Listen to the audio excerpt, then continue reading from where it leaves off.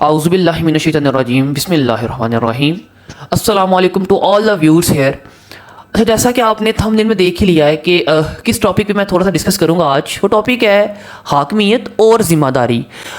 دائرہ اسلام کے اندر آنے کے بعد جس ذمہ داری اور حاکمیت کا اصل میں کیا کنسیپٹ ہے، وہ تمام عہدے جن میں سے میں کچھ کی مثال بھی دوں گا جو بہت ضروری ہے، بالخصوص وہ عہدے جو رشتوں کی بنیاد پر بنے ہیں، جن کو اللہ نے بنایا ہے. دراصل میں ان کی ویلیوز ذمہ دار ہونے کی حیثیت سے ہے یا حاکم ہونے کی حیثیت سے ہے، اور جس حیثیت سے ہے وہ ہے کیا اور ہم نے اس کو بنا کیا لیا ہے. سب سے پہلے تو میں یہ کلیئر کر دوں کہ ہم سب کا یہ ایمان مکمل ہے الحمدللہ کہ حاکمیت صرف اللہ تعالیٰ کی ہے. تو پھر وہ حاکمیت جو دائرہ اسلام میں آنے کے بعد انسانوں کو ملی، باپ کے روپ میں، ماں کے روپ میں، شوہر کے روپ میں، بیوی کے روپ میں، بھائی کے روپ میں، بہن، دیر از لاٹ آف ریلیشنس جو کہ محرم کے روپ میں مثلا بات کر رہا ہوں، کیونکہ غیر محرم تو سرین حرام نکل گیا نا، وہ تو بات ہی کہانی سے آؤٹ آف کنٹیکسٹ ہو گئی. لیکن وہ رشتے جو محرم ہیں اور جو ان کے عہدے ہیں، ظاہر بات دیکھیں، باپ کا عہدہ سب سے بڑا ہے، ٹھیک ہے، ہم سب کو پتہ ہے. اس طرح ماں کا عہدہ بھی اولاد کے لیے بہت بڑا ہے، سب کو علم ہے. اولاد کا عہدہ خود میں بہت بڑا ہے، پھر اولاد میں بہن بھائیوں کی تقسیم، یہ عہدے، پھر بیوی کا عہدہ شوہر کے لیے، شوہر کا عہدہ بیوی کے لیے. ان سب کی ڈویژن کیوں ہے اور ہے کیا؟ اب جو یہ ساری ڈویژن ہے جس میں سے کوئی ڈومیننٹ ہے تو کوئی ڈومیننٹ نہیں ہے، تو ان کی حاکمیت ہے ان پر جو ان سے نیچے ہیں، یا ان کی ذمہ داری ان پر ہے جن پر حاکمیت کا ٹیگ لگا ہے جو اللہ نے لگایا ہے.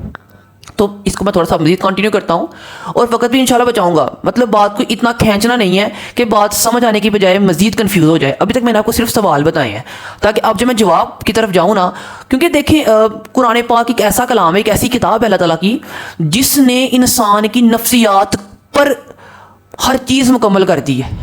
کوئی چیز ایسے چھوڑی نہیں ہے قرآن پاک نے، واقعات کی شکل میں، معاملات کی شکل میں، اسباب کی شکل میں، مسائل کی شکل میں. آپ کو ہی سمجھ آئے گی، لیکن قرآن کھولنا پڑے گا. وہ تو ایک انسان کی سب سے پہلی بنیادی ضرورت بھی ہے اور عین ذمہ داری بھی ہے. بہرحال میں آتا ہوں حاکمیت اور ذمہ داری کی طرف.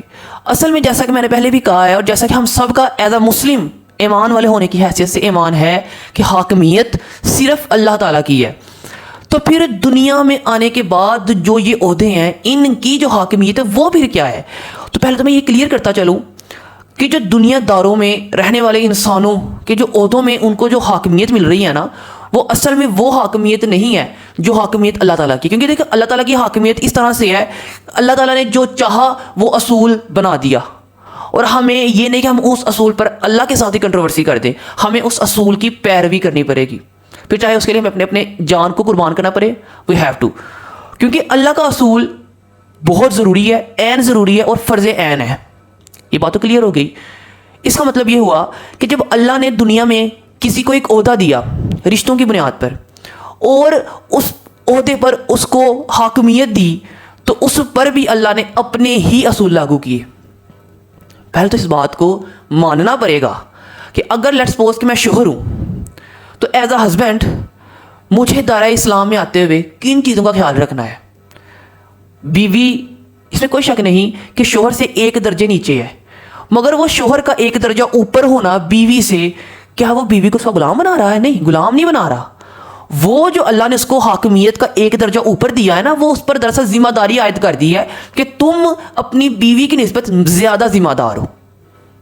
ایک والدین اور اولاد کے اگر میں رشتے کی بات کروں تو اولاد پر جو حاکمیت کا ٹیگ، جو عہدہ والدین کو دیا ہے، اس کا مطلب یہ نہیں کہ اولاد والدین کی غلام بن گئی یہاں پر. نہیں، والدین پر اولاد کی ذمہ داری زیادہ ہے، عین زیادہ، اور ہم سب کو یہ تو پتہ بھی ہے.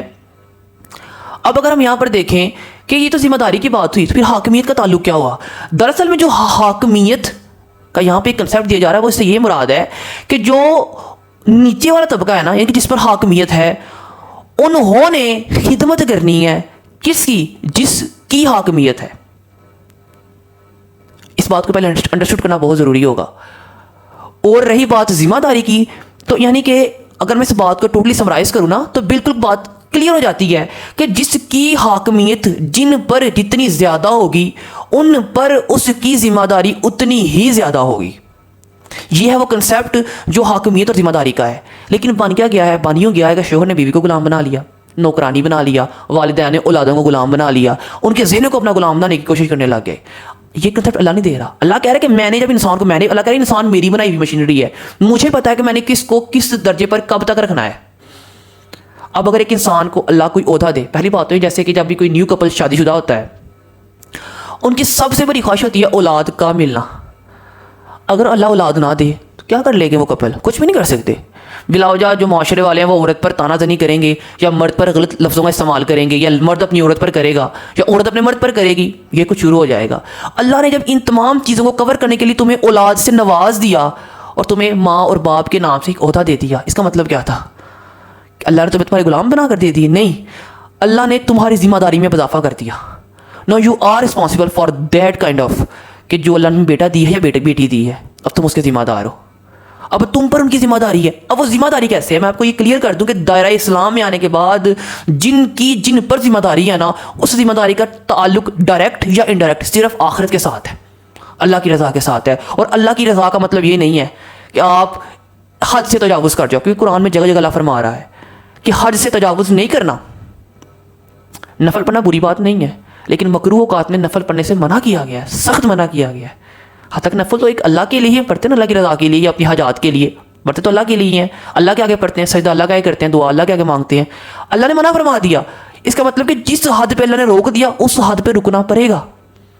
اس حد سے آگے جا کر آپ چاہے نیکیوں کے پہاڑ کھڑے کر دو، کوئی فائدہ نہیں دیں گے.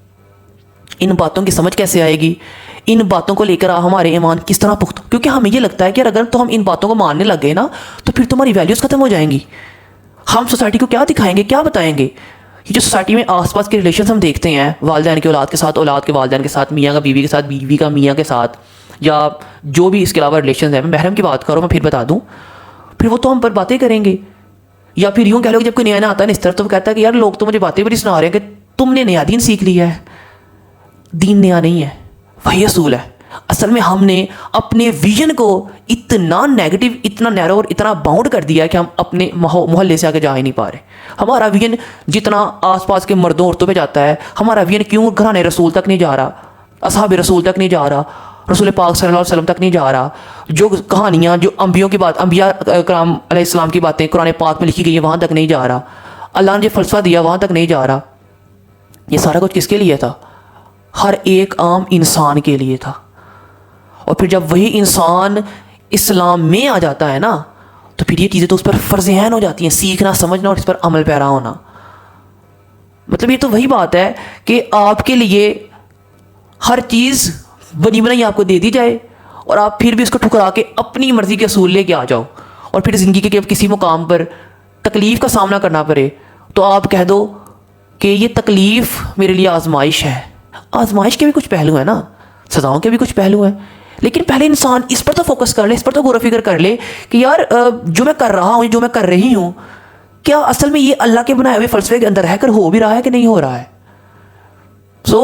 یقیناً آپ کو اس بات کی سمجھ آ گئی ہوگی کہ دنیا میں آنے کے بعد دائرہ اسلام کے اندر رہ کر جو رشتے بنے ہیں، ان رشتوں میں حاکمیت اور ذمہ داری کی فضیلت ہے کیا؟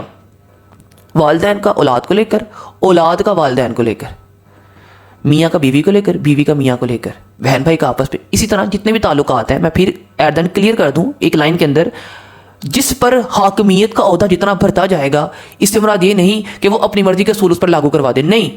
اس کا مطلب یہ کہ حد خدا کے اندر رہ کر اس پر ذمہ داری مزید بھر گئی ہے. اب اسے مزید فکر مند ہونا ہے، اسے مزید عاجز ہونا ہے، اسے مزید اپنے اخلاق کو سنوارنے کی کوشش کرنی ہے. یہی وہ ذمہ داریاں ہیں جس پر اصل میں انسان سے آگے جا کے سوالات جوابات ہونے ہیں. So we have to prepare for our آخرہ. اللہ تعالیٰ ہم سب کے لیے آسانی کا معاملہ کرے اور ہم سب کو یہ سمجھنے کی توفیق دے کہ انسان کی نفسیات چونکہ اللہ ہی نے بنائی ہے تو اللہ نے اس بارے میں خود بتایا ہمیں، کیا سمجھایا کیسے ہے. اور اس کے ساتھ ساتھ ظاہری سی بات ہے رسول پاک صلی اللہ علیہ وسلم کو اور ان کی زندگی کو پڑھنا اور سمجھنا بہت ضروری ہے. اللہ ہمیں توفیق دے. جزاک اللہ. آمین.